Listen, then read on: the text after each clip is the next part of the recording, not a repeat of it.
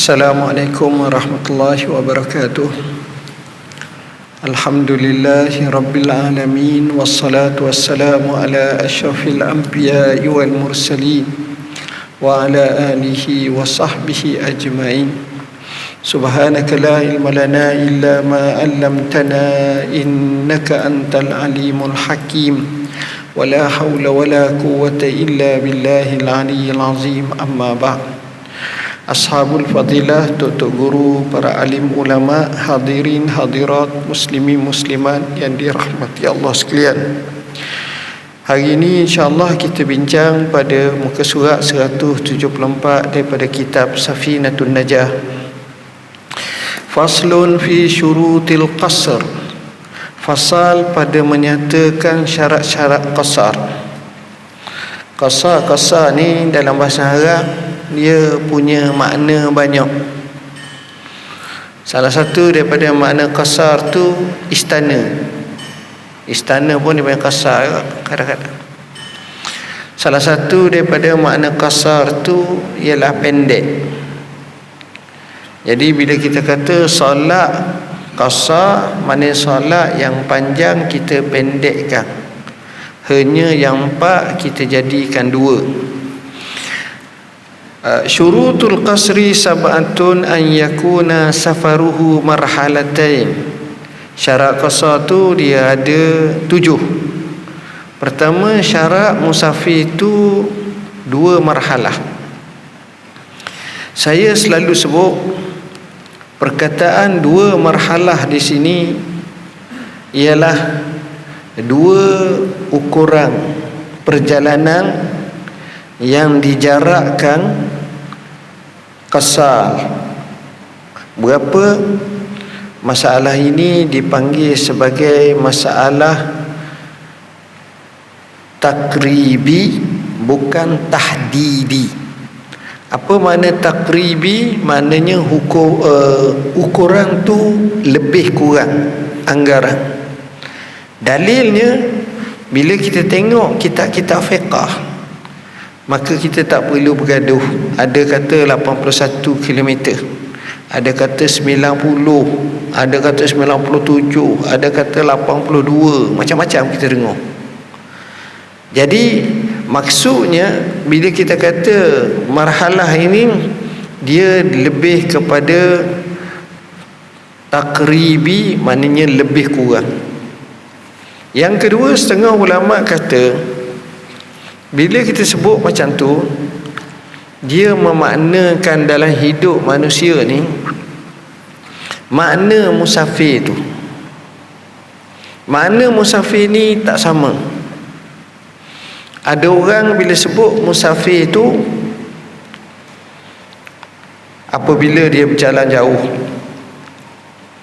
Jadi hak berjalan jauh tu musafir tu, hak tu betul dah. Tapi dah kerana dia biasa, macam Tok Syekh Haji, Tok Syekh Umrah, dia nak pergi buat haji, buat umrah, kadang-kadang dia temu kita tu, mari masjid, bang masjid jabat salam sikit. Apa khabar Haji? Baik, alhamdulillah. Tani nak pergi entah ke, kita katalah dia tak pergi ke sini, saya ada kata 2 jam ni nak pergi Mekah, biasa dah. Sebab apa? Sebab dia pergi 3 kali sebulan, 4 kali sebulan, pergi 3 hari, pergi 2 hari. Itu ada. Itu namanya orang yang biasa dah musafir. Orang macam ni dia lain. Tapi ada orang tu dia tak rajin musafir. Macam zaman arwah hatuk kita, nyang kita dulu, nak pergi ke Mekah tu, tarikh dia nak pergi tu 1 Zulkaidah. Dia pergi rayak ke orang tu belum Ramadan lagi. Bulan Syaban tu rayak dah kat orang. Bila dapat pergi tu Syaban, Ramadan, Syawal, Zulkaidah, 4 bulan duk bagi tahu, "Mam, saya nak pergi ke Mekah ni."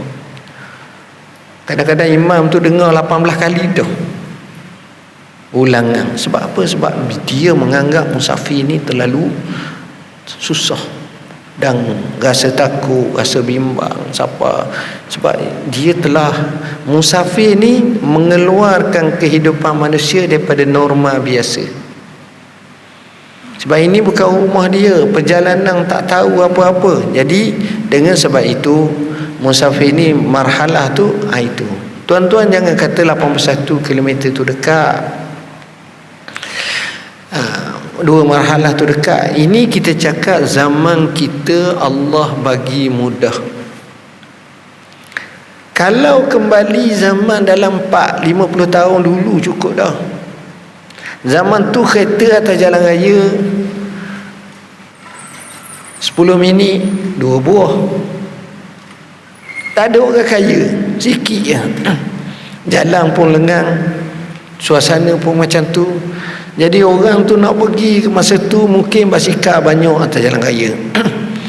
Basikal kalau nak bergatih 80 km letih dah. Letih. Tapi kita kadang-kadang masa orang umur 60 ke atas, 50 ke atas, pernah dengar Pak De tu gatih basikal sebab ada panggilan backward, ada kenduri kahwin. Ada. Dia ibarat duduk di Sepang ni, mari daripada Sungai Besar mari. Nak mari nak pergi pukul 9, pukul 10 pagi. Semalam gatih dah. Lepas asar bergatih. Sampai 4 jam cari rumah, berehat dulu, tidur. Pagi tu ada dah. Kenapa? Kerana makna musafir tu dia tak sama zaman kita ni. Allah bagi kemudahan. Sebab itu Sayyidina Umar tanya kepada Rasulullah sallallahu alaihi wasallam, ya Rasulullah, sekarang ni kita ni ada kemudahan dah. Maka Nabi kata, sadaqatun tasaddaqallahu alaiha bikum faqbalu sadaqatah. Ini sedekah yang Allah kurniakan kepada kamu, maka terimalah sedekah Allah. Bonus oleh kerana Allah bagi pada kita ringan sikit, dapat kereta, dapat ni 81 km, jauh mana sangat. Sini ke Air Keruh contohnya. Kalau sini ke Pontian, ke Tanjung Piai, itu memang boleh lah. Itu jauh no. Tapi yang dekat-dekat ni boleh. Ini kemudahan yang Allah bagi. Wa yakuna mubaha. Musafir itu perkara yang harus. Niat yang haram nak berloteri, tak boleh lah. Wal ilm bijawazil qasr, dan dia tahu hukum qasar ni kalau cukup syarat harus boleh. Wa niyatul qasr indal ihram, masa nak mula semayang mula niat qasar. Jangan ditakbir saja aku semayang 4 rakaat zuhur kan Allah Ta'ala, Allahu Akbar, dia semayang seorang-seorang. Sedang dia semayang, kawan dia mari, jom dah kita ni kita pakat qasar Dia kata kalau kita aku nak niat qasar juga Dia niat 4 dah. Tak boleh lah, dia kena buat 4 lah. Maka masa mula niat tu. Wa antakuna salatu rubaiyatan, salat itu adalah salat yang rubai, yang jenis 4 rakaat. Jenis 3 tak boleh, jenis 2 tak boleh. Jenis 3 maghrib, jenis 2 subuh tak boleh nak buat qasar. Wa dawamus safar ila tamamiha, dan sempurnalah dia masih lagi dalam musafir sehingga selesai sembahyang. Jadi biar maknanya jangan saya nak qasar ni sebab saya musafir tapi sampai rumah dah qasar, tak boleh dah. Wa alla yaqtadi bi mutimmin fi juz'in min salati, dia tak boleh ikut mana-mana tok imam yang sembahyang dalam bentuk tamam. Tamam ni maknanya tak qasar, tak boleh. Sebab itu Nabi bila sampai kota Madinah, kota Mekah, masa Nabi sudah duduk di Madinah, Nabi kata kepada orang Mekah, bila sampai Mekah ni Nabi kata kepada orang Mekah, Nabi kata, ya ahla Makkah atimmu salatakum fa inna qaumun sufur. Wahai penduduk Mekah, sempurnakanlah salat kamu, kami ni jenis kaum yang sedang musafir. Nabi semayang 2 rakaat, orang Mekah sudah Nabi salam 2 rakaat, dia kena sambah 2 lagi. Itu dia, wallahu a'lam.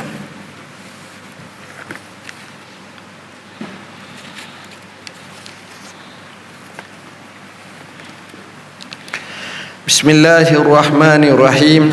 Daripada kitab Risalatut Tauhid, muka surat 78. Hari kiamat adalah yang dikatakan hari kiamat itu ialah nama bagi masa yang berlaku dalamnya segala kejadian huru-hara, mulanya dari semenjak dibangkitkan semula, kemudian makhluk yang telah mati dihidupkan semula, hingga ahli syurga masuk syurga dan ahli neraka masuk neraka.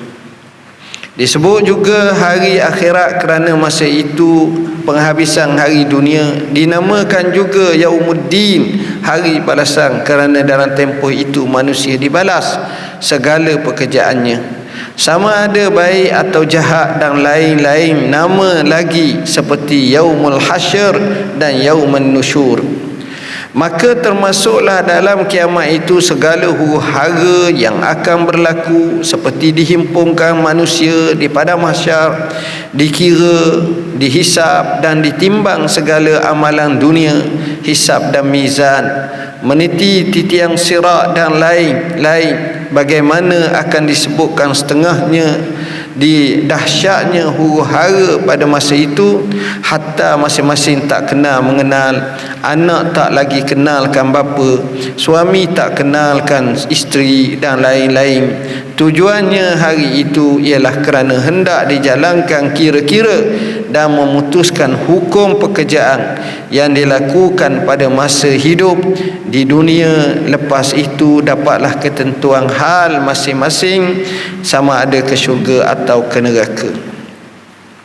Kepercayaan terhadap hari kiamat wajib atas tiap-tiap mukallaf percaya dan mengiktikadkan bahawa sesungguhnya hari kiamat itu mesti akan datang dengan tiada ditentukan masanya, dan di masa itulah berlakunya segala perkara-perkara yang tersebut tadi. Menurut bagaimana yang diberitakan di dalam Quran dan hadis-hadis Nabawi, wajib ia percaya dan mengiktikadkan bahawa sekalian manusia dihidupkan oleh Tuhan semula, kemudian daripada matinya keadaannya serupa bagaimana kejadian yang ia masa di dunia. Sekaliannya bangun daripada kubur, dihimpunkan daripada mahsyar, dan berlakulah di sana segala hal yang tersebut itu. Demikian juga dihimpunkan di tempat ini sekalian jin, malaikat dan binatang. Kiamat dan alam. Apabila hampir kiamat ditiup sangkakala yang pertama, binasalah alam semuanya, hancur lebur, tiada tinggal suatu apa pun. Bagaimana dalam Quran telah menerangkan cara hancurnya alam ini dengan keadaannya. Pecah belah langit, runtuh berterbangan, berketul-ketul sehingga berlaga-laga antara setengah dengan setengahnya, sebagaimana firman Allah Ta'ala, izas sama'un fatarat, artinya apabila langit itu pecah belah dan runtuh, habis bintang berselerak jatuh dan berubah dari tempatnya yang sedia, dan tidaklah lagi matahari dan bulan berjalan dengan teratur seperti biasa, bagaimana firman Allah Ta'ala, wa izal kawakibun tasarat, artinya apabila bintang-bintang itu jatuh berselerak di udara dan berubah dari tempatnya. Apabila telah berlaku dua hal yang di atas ini, sehingga pecah belah, bercerai-berai dan bergoncang di atasnya ke bawah, dan yang di bawah ke atas berbalik punggung, maka tiba-tiba laut pun menyemburkan air naik melempah ke atas bumi hingga tenggelam semuanya, tak ada daratan lagi, dan tidak diketahui di mana lautan Pasifik, di di mana lautan Atlantik dan lain-lain, dan tidak diketahui di mana utara, di mana selatan, di mana timur dan di mana barat.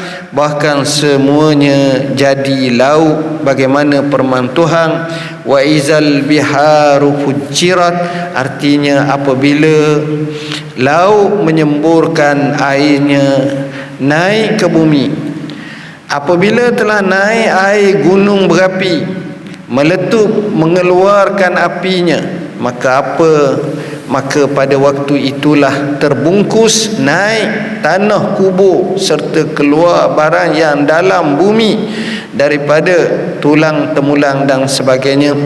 Kemudian titah Tuhan kepada malaikat untuk meniupkan sangkakala yang kedua kali untuk membangkitkan alam dan menghidupkan semula. Maka tiba-tiba hiduplah tiap-tiap orang bagaimana rupa asal masa di dunia. Bagaimana firman Allah Ta'ala, wa izal kuburu bu'sirat, artinya dan apabila tanah kubur terbungkus naik keluar barang yang di dalamnya. Kepercayaan terhadap hari yang kemudian. Adanya soal kedua daripada malaikat Munkar Nakir kepada mereka yang mati. Adanya nikmat atau azab dalam kubur. Dihidupkan semula mereka itu bagaimana rupa asal. Dihimpunkan di padang mahsyar menerima berbagai-bagai hal mengikut iman dan amalan saleh masing-masing. Memohon syafaat daripada anbiya para nabi. Dijalankan kira-kira atas segala amalan yang dilakukan dalam dunia. Ditimbang segala amalan manusia di antara amalan yang baik dengan amalan yang jahat. Dibahagikan kepada semua orang surat, kemudian dikira dan ditimbang amalannya. Melalui titian terletak atas neraka menyeberang ke syurga. Orang mukmin masuk ke syurga dan orang kafir dan munafik masuk ke neraka, wal iyaz billah. Tuan-tuan dan puan-puan yang dirahmati Allah, saya ringkaskan apa yang kita nak bincang ini kerana depan ni banyak lagi isu-isu yang kita akan bincang satu persatu, dan saya lebih suka jika sekiranya setiap satu itu kita boleh detailkan dan tafsirkan. Dan insya-Allah kalau ada rezeki selepas daripada ini kita bincang khusus berkenaan dengan hari kiamat, tanda-tandanya sebelum, tanda kecil, tanda besar, apa yang berlaku, dan tanda yang telah berlaku, yang sedang berlaku, yang akan berlaku satu persatu. Jadi itu dia proses. Bila kita sebut hari kiamat ni, biasanya disebut orang Arab, dia lebih terutamanya nas banyak disebut hari akhirat. Sebab kiranya hari ni ada dua, hari dunia, hari akhirat. Bila hari dunia ni hak kita lalui sekarang,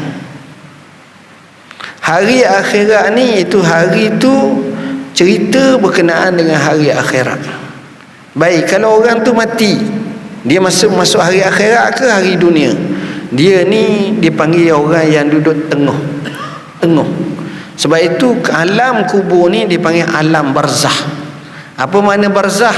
Barzah ni dia bukan lagi alam dunia, sebab kita tak perlu lagi beri makan minum kat dia, dan dia bukan lagi alam akhirat sebab belum lagi berlaku kiamat, tapi dia panggil alam barzah. Baik, walau macam mana pun sejuzuk besar tentang hal-hal alam akhirat dia telah merasai. Sebab itu ada azab kubur, ada nikmat kubur. Dah dapat dah. Baik, bila berlakunya hari kiamat ini, boleh dikatakan antara yang paling penting kalau kita faham hari kiamat ataupun hari akhirat ini, bila kita beriman, kita akan rasa tenang untuk kita beribadat, untuk kita buat amalan. Kenapa? Kerana di sana ramai di kalangan kita, dia buat baik tapi dia tidak dapat balasan setimpalnya. Dia tak dapat balas. Orang tak balas pun dia. Dia buat sungguh, dia buat baik, orang tak appreciate pun. Tapi bila ada hari akhirat, tengok.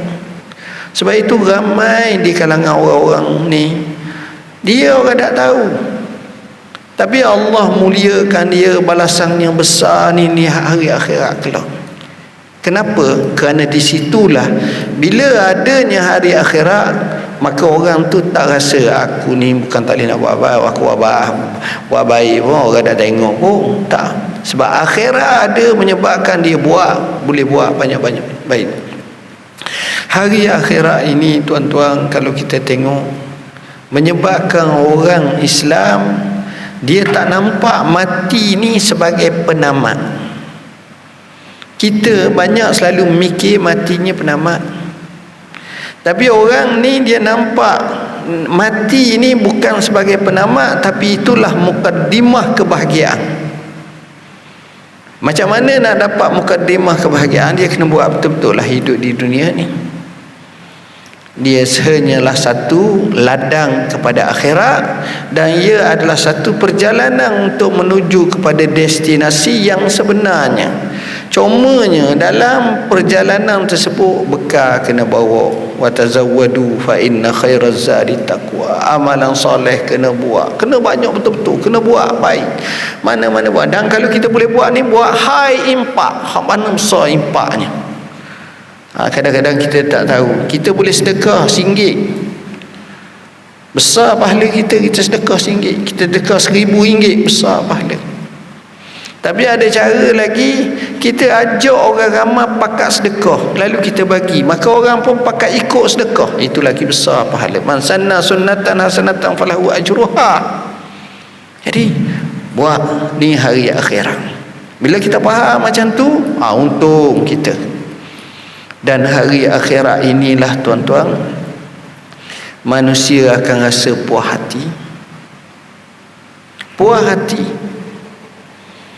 Tuan-tuan, nanti kita bincang macam mana orang yang benar-benar dapat, bayangkan dapat syurga Allah, itulah nikmat yang paling hakiki. Tuan-tuan tengoklah tempat paling cantik atas muka bumi ni. Marilah cerita hotel ni sampai 9,000 semalaman. Hotel ni 20,000 semalaman. Ada hotel di Malaysia sampai 30,000 semalaman. Ada sampai tahap semalaman. Maka orang akan terkagum tengok kita belum masuk, kita rasa hebat. Tapi bila kita pergi kali kedua, kurang dah rasa hebat. Bila kita pergi kali ke-10, jadi macam biasa dah pula. Itu tabiat dunia. Tapi tabiat akhirat, syurga ni tak.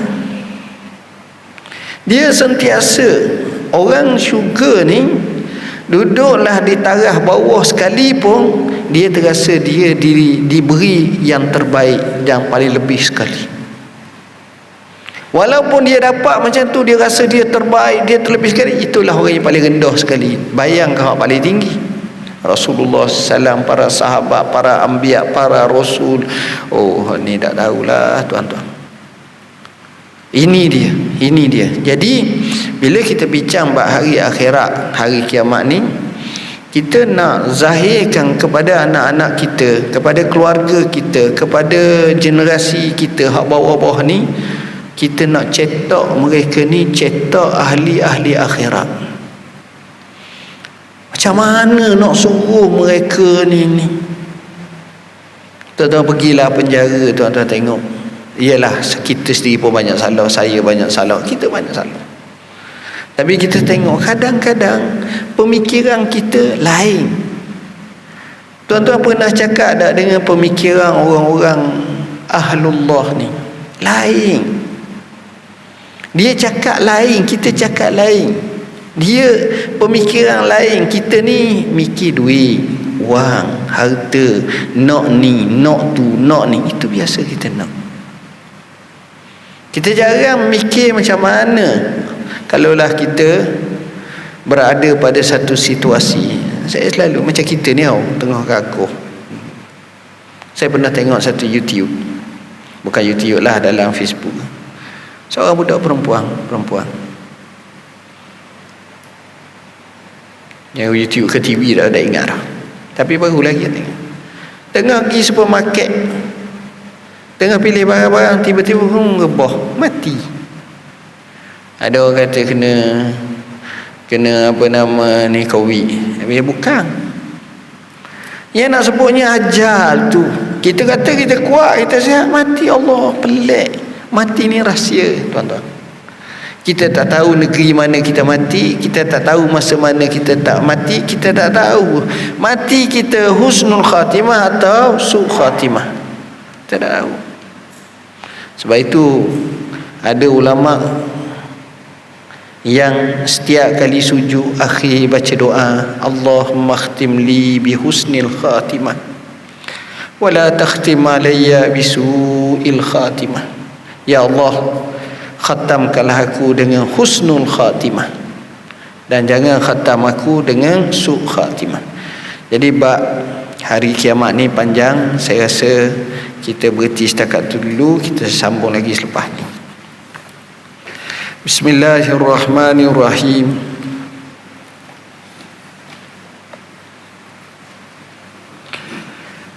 Hikmah yang ke-66.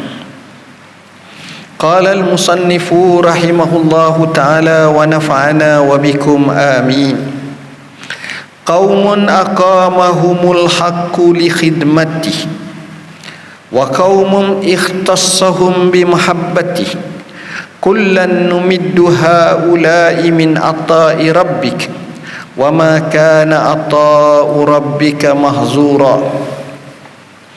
Ada satu kaum yang diletakkan oleh Allah dalam bahagian ibadat semata-mata, dan ada suatu kaum yang lain diistimewakan oleh Allah dengan kecintaannya kepada masing-masing golongan, baik golongan ini mahupun golongan itu diberikan bantuan dari kemurahan Tuhanmu, dan ketahuilah kemurahan Tuhanmu tak dapat dihalangi, terlalu banyak dan terlalu hebat.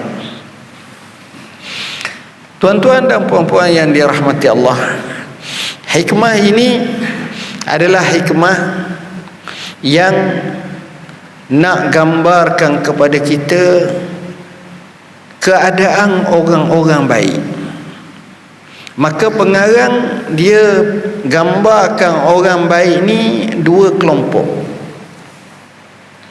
Satu kelompok orang baik ni orang yang rajin beribadat, sungguh sembahyang, pergi masjid, pergi belajar, zikir, baca Quran, ni orang baik. Sini kita payah sikit bertemu. Saya suka perhati kalau masa duduk di Madinah.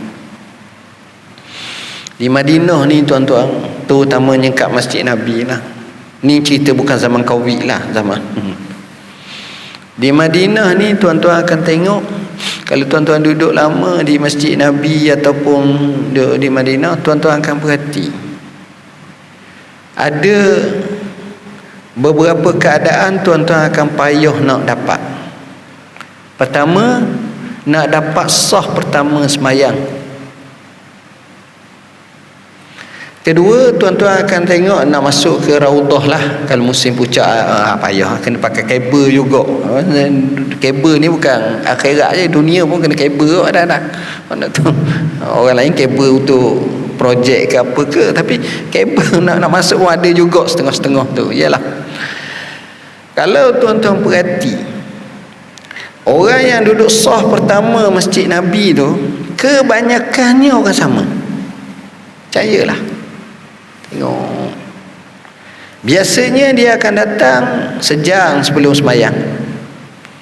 Sudah sembahyang selesai, dia keluar. Nak sembahyang Zuhur pukul 1, pukul 11.55 ada dah. Ada dah. Ya, tanda sejadah. Lepas tu keluar. Itu biasa orang sah pertama. Jadi kalau tuan-tuan pergi umrah, bagi tahu pada Syekh umrah, kata saya nak terang sah pertama sekali. Perhati tengok, duduk tu tengok, lepas tu mari. Lepas tu kita lepas Zuhur kita pergi ke Asar pula, kita akan tengok orang yang sembahyang dekat tu lebih kurang sama je. Hebat puak-puak ni boleh sembahyang macam tu. Kadang-kadang tua, ya Allah, macam mana pahala Allah bagi kat dia. Dah lah dia tunggu solat, dah lah duduk dalam Masjid Nabi, dah lah duduk sah pertama, dah lah Allah. lain tuan-tuan. Dia dapat kelazatan tu bab solat, bab baca Quran. Ada puak-puak ni kerjanya baca Quran, dia tak rayak tapi dia khatam, boleh katakan sehari sekali, 2 hari sekali, 3 hari sekali baca je. Ada orang macam tu. Ni khidmat untuk ibadah, dia ibadah je ya Allah. Kadang-kadang kita duduk dalam masjid Nabi tu, kita tengok ada jenis orang kulit hitam. Saya ramai kawan-kawan dulu lah. Dia duduk congok belakang di tiang sejik tu, pegang zikir. Itu lah. Dan bukan seorang tu, ramai ni tempat masjid Nabi ni bukan macam masjid kampung kita, negara kita. Dia lain, dia istimewa tu lebih selain daripada Masjidil Haram. Sama. Ada orang macam tu. Dan ni menunjukkan ni orang panggil ahli ibadat. Kita tak faham macam mana hidup dia macam tu. Dia khidmat pun Allah bagi rezeki kat dia. Pengalaman saya, ada seorang tua baik dengan saya, dia bagi gambar saya sekeping. Namanya Syekh Saleh. Syekh tu sebab dia tua, dia khatam Quran ni 2-3 hari sekali. Perangai dia kecil orang rendah kat sini saya. Orang tua, orang Yaman. Dia akan tengok orang Melayu ke, orang apa ke, dia akan ambil Quran, mushaf dia bagi. Dia pun tunjuk surah tu. Lepas tu dia suruh orang tu dengar, dia pun baca, tak tengok. Bismillahirrahmanirrahim. Alif lam mim zalikal kitab, sampai habis. Setakat kita gerak. Dia suka buat macam tu. Kalau dia salah pula kita betul, suka dia. Saya khatam kerja gitu. Oleh kerana dia suka belajar sama dengan syekh saya, belajar. Satu hari saya cakap dengan dia, kata, Syekh, aku nak pergi Mekah ni, daripada Madinah nak pergi Mekah. Bila kata nak pergi Mekah, dia pun kata, dia style orang lama, dia ambil poket dia bagi kat saya duit. Ini tahun 80-an, 90, awal 90 kan, bagi duit. Duit tu diikat dengan getah. Duit RM5 getah. Semua RM5, cara tu bagi. Saya kira-kira ada RM195. RM195 tu saya pergi ke Mekah. Saya duduk Mekah sehari 2 untuk makan minum, naik kereta pulak balik ataupun bas pulak balik, lebih lagi RM5. Masa tu sekarang RM100-200 tu sama sedah je. Tu nak ceritanya pelik. Dia tak kerja tapi rezeki. Saya dah tengok orang Arab mari ni. Arab ni tak ada macam Melayu. Arab ni kalau dia bagi tak macam kita seria tu ketar tangan kita Parkinson. Tengok seria tu. Ingat 20 sen. Kalau 10 tu lain lah. Arab ni saya duk perhati, kalau temu dia tu sah ambil duit bagi. Sebab apa? Sebab dia khidmat kepada Allah. Tak jauh lah Tok Bilal, Tok Imam. Mana ada kita tengok Tok Imam melainkan kanser lah, sakit.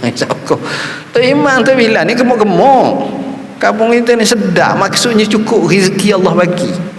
Tu khidmat kepada agama Allah. Ini dia. Jadi orang ni jenis orang yang ibadatnya banyak, selalu gini. Kita pun seronok ni orang baik sangat. Ni kita panggil ashabul yamin. Tapi ada satu golongan lain. Golongan ini yang kita katakan dia ni Allah suka. Bila Allah suka kepada golongan ni, kadang-kadang kita tengok dia buat benda tu tak banyak, tapi Allah suka. Dia masuk masjid, dia sembahyang 2 rakaat. Kawan Nung sembahyang 15 rakaat, dah 20 dah. Dia sembahyang 2 rakaat je. Duduk. Allah suka. Macam mana Allah suka? Bila Allah suka ni, yang nombor 1 sekali, bila kita berbincang berkenaan dengan ibadat, Dia bukan lagi musabaqah zahir. Musabaqah zahir ni maknanya berlawang. Oh tu, oh Syekh entah bagus, Syekh entah boleh apa ni, hebat entah Syekh, entah boleh baca Quran 10 juzuk sehari, entah boleh masya-Allah, entah istiqamah, boleh zikir la ilaha illallah sampai 100,000 sehari, bagus entah Syekh, entah pun boleh selawat atas Nabi sampai 50,000 sehari, Allahumma salli ala sayyidina Muhammad, Allahumma salli alaihi wa bagus entah Syekh. Ni orang yang bagus tu. Ini perlawanan zahir. Perlawanan yang lebih hebat daripada itu ialah perlawanan batin, hati. Yang inilah yang menyebabkan, inilah ahli mahabbatullah, hati dia bersih. Kita baca satu hadis, Allah Subhanahu wa taala tengok kepada hati. Tengok hati yang paling baik adalah hati Muhammad sallallahu alaihi wasallam. Kalau sini sebut Abu Yazid Al-Bistami kata, ittala Allahu ala qulubi awliya'ih faminhum man lam yakun yasluh li hamlil ma'rifah sarfan munshiruluhum bil ibadah. Maknanya ada orang tu Allah tengok hati wali-wali dia ni, ada orang ni dia ni tak boleh sampai tahap makrifah, tapi Allah bagi pada mereka suka ibadat. Ibadat aja. Ni orang panggil ahli zuhud, ahli ibadat. Ni orang kaki ibadat ni, an-nasik, orang kuat ibadat. Tapi orang ni hatinya bersih, hati ni bercahaya, hati ni dengan nur makrifah lain. Bila dah dapat macam tu, kita tengok kalamnya penuh hikmah, kalamnya akan membawa satu sinar petunjuk dan nampak. Hak ni kalau kita boleh tengok majlis dia mari sejik, cakap sepatah dengan orang baik, cakap sepatah orang baik. Puak-puak ni tuan-tuan, puak-puak ni kadang-kadang dia tak macam kita ceramah 2 jam setengah dah. Kadang-kadang 2 patah je, tapi 2 patah tu orang tu pegang sampai hayat dia jadi soleh betul-betul. Hamba dengar seorang ulama besar daripada Jordan. Dia pun asalnya duduk Syria. Ulama besar ni dia pakar hadis. Allamah Al-Muhaddis Syekh Shu'aib Al-Arnaud. Alim hadis, banyak kitab tahqiq, dan dia ada satu kata orang institusi lah, ibaratnya ramah PhD buat ni. Mati dah rahimahullah. Orang tanya dia satu soalan, siapa di kalangan ulama yang kamu rasa sedih bila dia mati? Semua ulama kalau mati maknanya rasa tertaksir, terkesan dalam hati. Siapa antara ulama ni dalam hidupmu bila dia mati mu rasa sedih sangat? Dia kata salah seorangnya ialah Syekh Hasan Habban Nakih. Saya tak sempat bertemu, tapi saya belajar dengan ramai murid dia. Syekh Hasan Habban Nakih, yang kita tak tahu pun hubungan dia dengan Syekh Hasan Habban Nakih ni. Sebab Syekh Hasan Habban Nakih ni dia orang yang alim, dan orang alim ni ramah. Tapi plus alim ni, dia ni pemberani. Tu orang tak boleh nak lawan dia tu berani. Saya sempat dengan adik dia pun berani dah. Hafiz Asak pun termenung dengan adik dia dah, Sadiq Habban Nakih. Tapi kalau Syekh ni Hasan mati 3 hari selepas ataupun sebelum Syekhul Azhar mati, iaitu Abdul Halim Mahmud. Syekh Hasan Habban Nakih ni tu, dia punya berani dia, bila wakil presiden mari kat dia bagi tahu, kalau nak khutbah Jumaat jangan tak ikut apa yang telah digariskan ini. Dia panggil semua ulama, warning. Hasan bin Nakir bangkit. Dia kata, cukuplah, dengan jubah saya ini akan menjadi kain kafan saya. Itu jenis orangnya, memang berani sungguh. Tengok anak-anak murid dia pun luar biasa. Kata Syuair Naub, aku pernah naik atas mimbar khutbah ataupun ceramah. Hasan bin Nakir tengok, dengar. Apa yang dia buat? Dia datang ke aku yang muda tu, dia ambil piyah dia tu, dia bagi ke aku. Wallahi, aku amat hormat kepada dia gini-gini. Sebab dia kenal orang ni, walaupun masa tu budak lagi. Ada tanjuk. Ini masalah hati, masalah tengok lain, tuan-tuan. Baik, yang kita nak bincang ni ialah dua-dua tu baik. Ni ahli khidmah, bagus. Oh, ni hak jenis baik, hak ni ramah, kita boleh pilih ni. Tapi hak yang paling kita nak jaga sangat, kita nak baik sangat, macam mana kita nak bersihkan hati kita. Masalahnya tak ada kedai bersih hati. Bersih tubuh kita boleh cari sempu, cari sabun, cari apa benda lah, bahan-bahan yang sesuai. Boleh mandi, boleh basuh, boleh gosok, boleh. Tapi hati kat mana? Hati ni lah yang kita kena bersih. Nak bersih hati ni, ini luar biasa. Kalau sebab itu Imam Al-Ghazali rahimahullah dia sebut tentang ajaibul qulub, keajaiban hati. Oleh kerana itu sesuai kalau kita tengok manusia yang hebat macam mana hati dia. Ada kisah yang kita kena tahqiqkan. Nabi pun nak sebut, ittala alaikum ahlul jannah al'an yattali'u alaikum min ahlil jannah rajulun min ahlil jannah.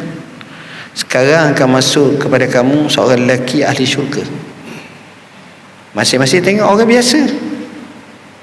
Nabi cakap kali kedua orang biasa, Nabi cakap kali ketiga pun orang yang sama, orang biasa. Lepas hari-hari tu sahabat nak pergi cek macam mana Nabi kata dia ni ahli syurga, apa istimewa dia. Sahabat sama sahabat juga, tapi dia bukan sahabat tak kenal sangat.